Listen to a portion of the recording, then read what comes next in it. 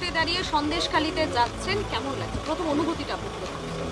খুবই ভালো লাগছে যে আমি এত বছর ভোটার হয়েও আজকের হয়তো নিজের ইচ্ছায় ভোট দিতে পারবো।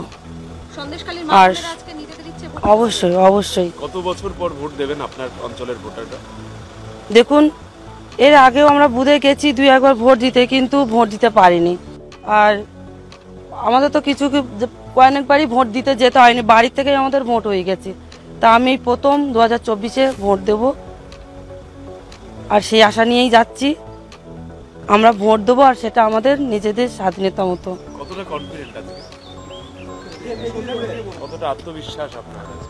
দেখুন, প্রচণ্ডভাবে আনন্দিত যে আজকের নিজের ইচ্ছা মতো ভোট দিতে পারবো।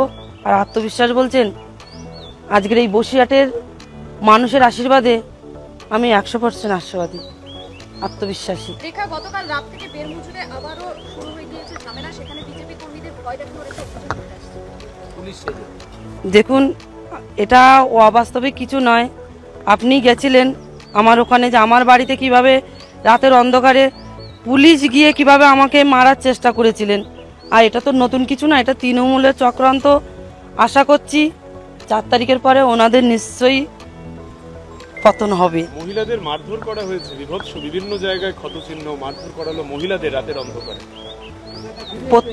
প্রত্যেকটা মারের জবাব সাধারণ মানুষ নেবে।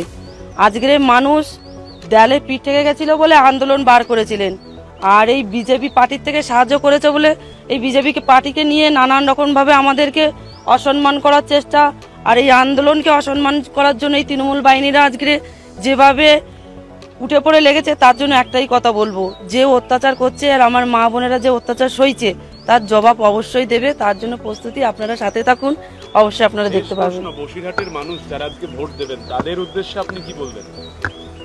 তাদের উদ্দেশ্যে একটাই কথা বলবো, তেনারা ভোট দেবেন, কিন্তু কোনো শেখ শাহজাহানকে নয়, কোনো শিবু হাজরা, উত্তম সর্দারকে নয়। আমি চাইবো নিজের ইচ্ছা মতো ভোট দিক, নিজের মন যাকে চায় তাকে ভোট দিক, কিন্তু কোনো দেশদ্রোহীকে, কোনো গুন্ডা বাহিনীকে এই ভারতবর্ষে না আশ্রয় দিক, না প্রশ্রয় দিক। আমি এটাই চাইবো ওনাদের কাছে।